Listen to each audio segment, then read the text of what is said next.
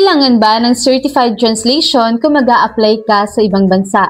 Well, depende yan sa kung anong bansa yung pupuntahan mo.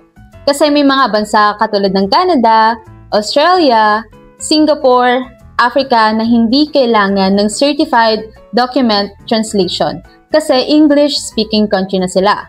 And since naka-English naman yung mga documents natin sa Pilipinas, mababasa na nila. Pero may mga bansa katulad ng Saudi Arabia, Japan, Panama, Czech Republic na kakailanganin mo ng certified translation ng documents mo. Dahil naka-English nga yung documents natin sa Pilipinas, kailangan ipa-translate mo siya sa kung anong language ng bansang pupuntahan mo. At kung naghahanap ka naman ng company kung saan pwede ka magpa-translate, well, marami dyan. Pero kadalasan, inaabot ng 3 to 7 business days. Pero paano kung kailangan mo na bukas o mamaya?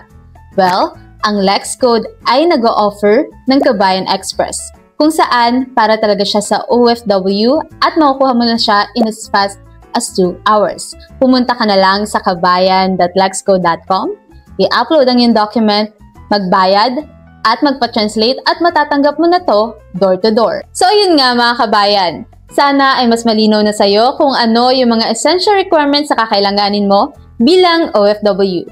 Tandaan na ang successful application ay nagsisimula sa maayos at kompletong dokumento. Kaya siguraduhin updated, complete, at kung kailangan, properly translated at certified ang documents mo.